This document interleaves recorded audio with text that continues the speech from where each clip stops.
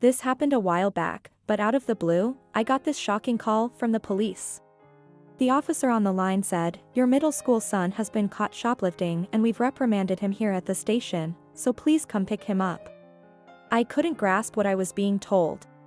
Me, not wanting to believe that my son could shoplift?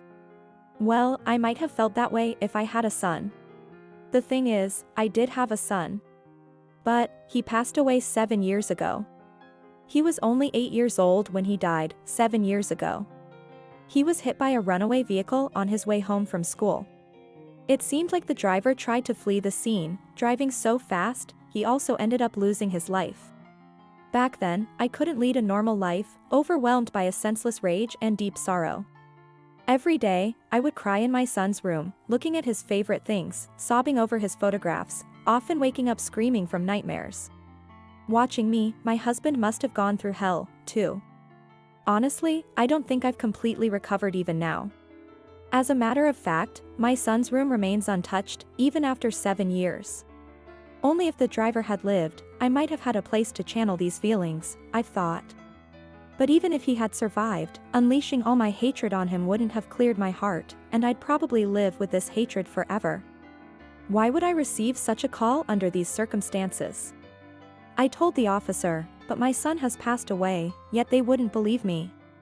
They just said, "We understand you might not want to believe your son could commit a crime, but please, just come pick him up quickly," and hung up. I was certain this boy wasn't my son, so I thought about ignoring it. But, what I couldn't figure out was how this boy knew my number and why he had asked the police to call me. And then, if my son were alive, he'd be in middle school by now. Suddenly, it didn't seem like someone else's problem, so I decided to go to the police station. Upon arrival, I was led to a private room. There, sat a boy I didn't recognize at all. He had the mischievous look of a typical middle schooler. "Finally, your mom has come. Please ensure he understands not to shoplift again. Have a good talk with him at home," said the officer before leaving. The boy just silently watched me, bewildered, so I asked, "This is our first meeting, right? How did you get my number?" Looking serious, the boy stood up and said, "There's something I need to tell you. Please come with me." Without understanding anything, I followed him.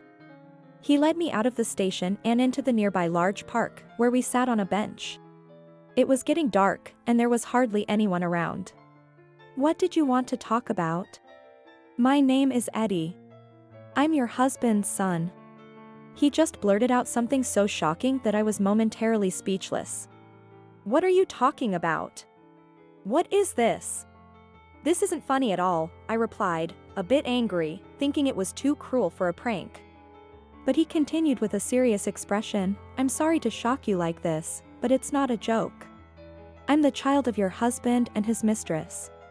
Eddie handed me a photo. In it, a younger Eddie stood next to a woman who appeared to be his mother and my husband. It was a seemingly happy family photo that made it clear this boy was my husband's secret child. Looking at the photo, I was at a loss for words. "Looks like you had no idea about your husband's betrayal." "Well, I only found out about my parents' relationship recently too." With that said, Eddie shared with me what had been happening. "My parents never got married, I knew that. I once asked why they didn't, and they said, 'We don't want to be confined by formalities.' I just accepted that's how things were. But recently, I saw a notification on Dad's phone when he got home. It was from you asking, 'What time will you be home?' I immediately thought Dad was having an affair. So, I followed him and found out the other woman was actually my mom. It's been bothering me whether Mom was being deceived, but then I overheard their conversation. 'You'll be going back there tomorrow.' That's when it clicked for me. They didn't marry not because they didn't want to, but because they couldn't." Eddie, the husband's secret child, shared this with a touch of sadness. I didn't know what to say to his story.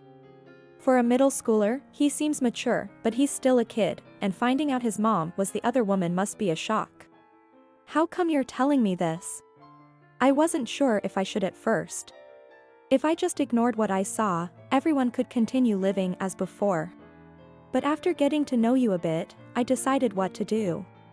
"I followed you and saw you placing flowers by the roadside. I got curious and found out about your son's accident. He would have been a year older than me, kind of like a half-brother, I guess. Well, that's true. And I've grown even less forgiving of Dad. It's bad enough he got my mom pregnant while his wife was pregnant, but to keep betraying you, especially after your son passed away. At his words, anger and sorrow began to bubble up inside me. Eddie must have been shocked to learn such terrible things about his own father. I'm shocked too, but also ashamed I didn't notice my husband's double life sooner. I covered my face with my hands and sighed. I'm sorry. This must be hard to take in, especially coming from a middle schooler you've just met. No, thank you for telling me. It must have been really shocking for you too. What are you planning to do now? Well, I believe my parents deserve divine retribution. But I can't win if I cause a scene on my own, it might not even scratch them. That's why I need your help. Or rather, I think you should be the one to punish Dad and Mom. You mean hold your mom accountable too? Of course. If Mom was deceived, that's one thing, but she's an accomplice. I've been torn about it because they are my parents, after all. But even a middle schooler like me knows this can't be forgiven. So, I decided to tell you everything and took Dad's phone to get your number. But when it came down to it, I couldn't find the courage. After several days, I decided to gamble. If I got caught shoplifting and the police called you, I'd tell you everything if you showed up. If not, I'd pretend none of this ever happened. I was thinking of ignoring it at first. But when I realized you're around the same age as my son, I couldn't see it as someone else's problem. You might have been better off not knowing. I don't feel that way. I'm actually grateful you told me. Of course, my husband will face the consequences, and your mother won't be spared either. Absolutely. If you need any evidence or anything, I'm here to help. Thank you. Eddie looked straight into my eyes as he said this, reminding me somewhat of my husband. I wondered if my son had looked like his father, maybe he would have had that kind of face, because my son would have looked like me. I got Eddie's contact information and decided to leave for the day. By the time we finished talking, it had already become completely dark. After returning home, I immediately began plotting what kind of punishment to inflict on my husband. I was eerily calm, probably because, compared to my son's accident, this seemed like nothing. I secretly kept in touch with Eddie, who sent me all the evidence he could remember, including stories about the days spent with my husband and photos. Until everything was ready, I acted as normal as possible around my husband. He often travels for work, so he's not home much. That was one of the big reasons I hadn't noticed anything. If he said he was on a business trip, I never doubted it. I might be seen as too naive, but he must be pretty skilled to not let anything slip. Actually, he was probably visiting his mistress under the guise of business trips. Also, my husband and I both worked, and our finances were completely separate. He took care of most of our living expenses like the mortgage and utilities, but other than that, we managed our money separately, so we didn't know how much the other had saved. He has a pretty good position at work, so he earns a decent salary. Maintaining two families was financially feasible for him. Finding out that my husband and his mistress were essentially in a common-law marriage was shocking. But when did this all start? Based on Eddie's birth date, his mother must have been pregnant with him around the time I was due. That means they were involved while I was still pregnant. I had gone home to my parents about 2 months before my due date. Maybe he felt lonely then and that's how it started? Eddie didn't know exactly when it started either. But really, when it started doesn't matter anymore. My husband has been betraying me for at least about 15 years now. He and his mistress have been mocking me for a long time. That's all there is to it. I have been steadily preparing to exact my revenge. And then, when everything was ready, the day to act arrived. Before that, I checked in with Eddie, asking if he had any second thoughts, but he said, "I'm fine. Go ahead and do it," so I decided to proceed as planned. That day, my husband messaged me, heading straight home from the business trip, so I'll be home early. I laid out a plethora of evidence on the table and waited for him to return. As the day began to fade, my husband came back. "I'm home." I'm so tired. Welcome back. I sat in the chair, quietly smiling. Looking at the table filled with items, he said, "What's all this?" then seemed to quickly grasp the situation, his face turning pale. "What is this?" "It's the memories of your other family." "Why would you?" "It's not like that, let me explain." "What is there to explain? You even had a child in secret. How do you plan to excuse that? Anyway, this conversation is pointless without the other woman. Can you call your other wife over?" "Yes." As if resigned, my husband called his mistress, telling her to come over right now. While waiting for the mistress, he sat in silence, looking despondent. The mistress lived fairly close, so about 15 minutes later, she arrived. "Excuse me for interrupting," she said cheerfully, seemingly unaware of the situation. I knew she was a bit younger than me from what Eddie had told me. But she looked even younger, probably due to her frilly style of dress and somewhat foolish demeanor. Sitting next to my husband, the mistress smiled at me with an unsettling ease. It was somewhat eerie. "Nice to meet you. I'm his wife. Let's get straight to it, I'm going to record this. You understand why you've been called, right?" With that, the mistress glanced at the mountain of evidence on the table, then, without changing her expression, said, "Yes, well. You finally noticed, huh?" "What are you laughing about?" "Well, it's just too late now. Besides, it's really your fault for neglecting your husband, you know?" "Hey, stop it. But it's true, isn't it? You were the one who decided to go back to your parents' home for childbirth. My husband was lonely and ended up coming to me, right?" the mistress said, smiling at my husband. "Well, indeed, that's true. Ever since you got pregnant, you stopped paying attention to me. Being away for so long because of your going back home. I was lonely. So, now you're saying it's my fault, huh?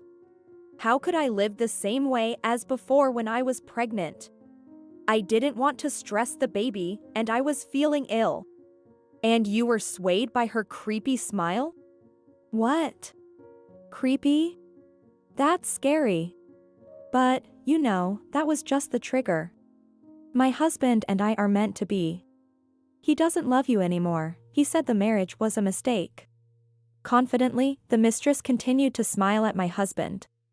He just looked down, pale-faced. "Oh really? Then why didn't you bring up divorce sooner? If you thought you were destined to be with her, didn't you want to leave me? Well, that is. I mean. Come on. You should tell her. She was always moping about her missing son, so you were waiting for the right moment." "Hey! Stop it." Even my husband seemed flustered by the mistress's words, standing up to shout at her. "I don't think that's the real reason." Responding calmly, the mistress looked puzzled and said, "Huh? Our son passed away 7 years ago. Sure, at that time, it wasn't the right moment to talk about divorce. But it's been 7 years, that can't be the real reason, right?" Looking at my husband, I continued, "Why don't you tell the truth?" He suddenly knelt down and started saying, "I'm sorry," over and over again. "Enough with that, just speak the truth." "Yes. At first, it was just a bit of loneliness. But then, right after you had just given birth, she told me she was pregnant. I asked her, please don't have the child. But she wouldn't listen. Just give me child support, and that's all I need, she said, and I agreed. I was planning never to meet her again. But, after a while, she asked me to see Eddie just once and said, if you do, I won't need child support anymore. So, I went to see him, and seeing Eddie, who looked just like me. I couldn't abandon my own child." "So, you betrayed me and our son, huh?" "That's right. What's important to my husband isn't you and your son, it's me and Eddie. Got it?" "So? If it was so important, why didn't you divorce me and move over there?" Our son's accident happened when he was 8, and you could have brought it up before that. That's... Just tell me everything already. Honey, what's going on?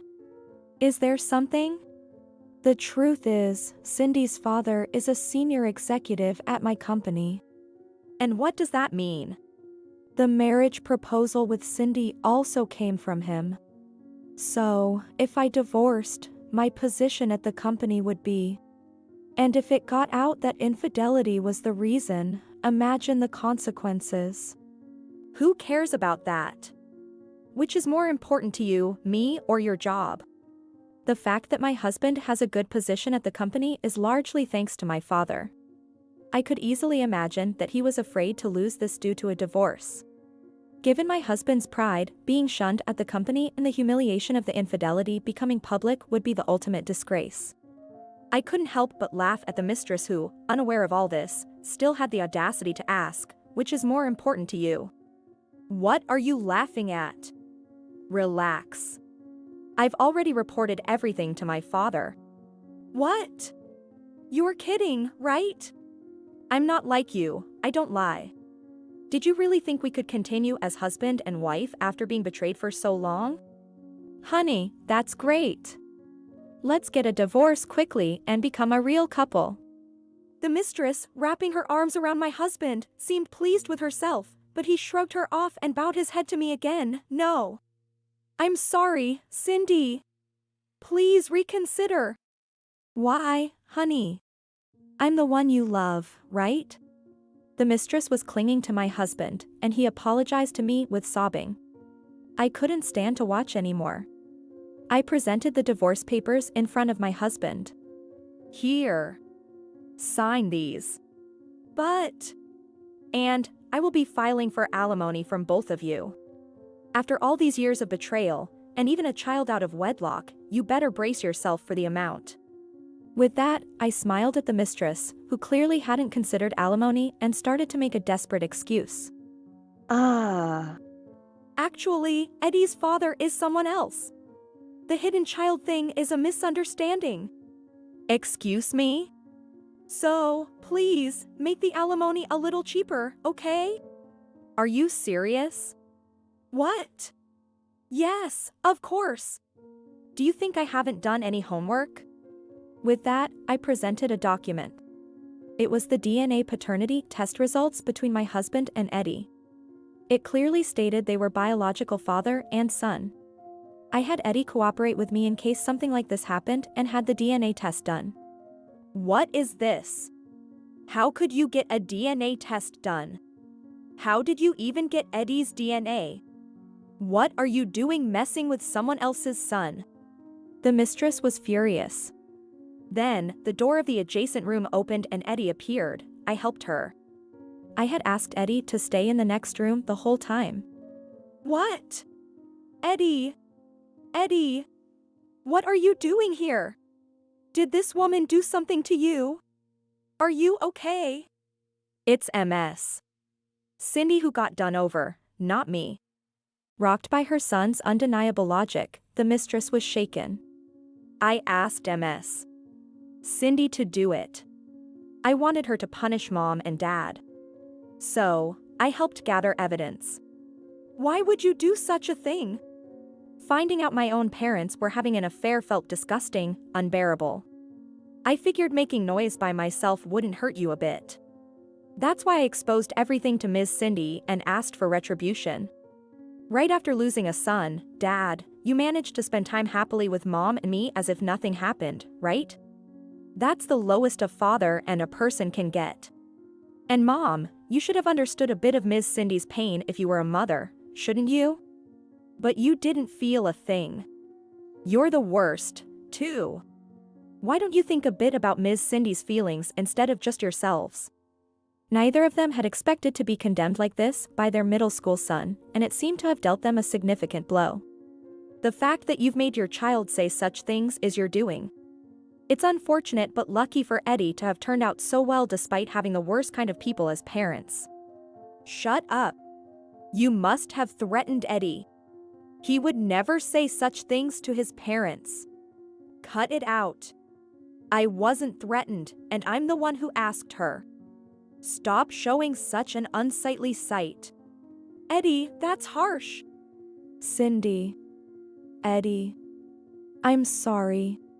Chided by Eddie, the mistress broke down in tears, her initial complacency nowhere in sight. The husband began sobbing and started writing the divorce papers. Then, I'll have my lawyer contact you later. With that, I'll take my leave. I had moved out all my belongings and our son's cherished mementos to my new place while my husband was on a business trip, so after the discussion, I left the house we had shared. Eddie left with me, and we talked a bit. Are you okay? Seeing your parents like that must have been tough. Honestly, it was pretty hard, but I feel relieved now. MS. Cindy, you were calm and cool. He said this with a truly relieved expression. Thank you. It's all thanks to you, Eddie. What will you do now? I don't know yet, but I'll probably move out. I see. If there's anything I can do, just let me know. Thank you. We parted with a smile, but I was still worried about Eddie. He's mature and composed, but still a middle schooler. Feeling responsible is only natural. Afterward, of course, my husband was furiously scolded by my father, ending up losing the career he had built so far. Though not fired, he was moved to what's known as a sidelining department. For my prideful husband, this was probably more humiliating than being fired. And then, I recovered a significant amount in alimony from my husband and his affair partner. I'll keep the amount private, but given the nature of their relationship, I was able to demand quite a sum. After the divorce, instead of getting married, they ended up blaming each other for what happened and quickly broke it off. A little later, Eddie contacted me, and we talked briefly. He decided to stay with his grandparents for a while. Turns out, his grandparents and his mother are estranged, making it the perfect refuge. I won't see my mother until I'm sure she's truly remorseful. As for my father, I've decided to cut ties, he told me. I decided to give all the alimony from the affair partner to Eddie. I can't accept this, he protested, but... This is all I can really do for you, Eddie, I insisted, and he reluctantly accepted. Then, Eddie said, I wish you were my mom, Ms. Cindy, with a laugh. Seeing his smile, my heart felt significantly lighter.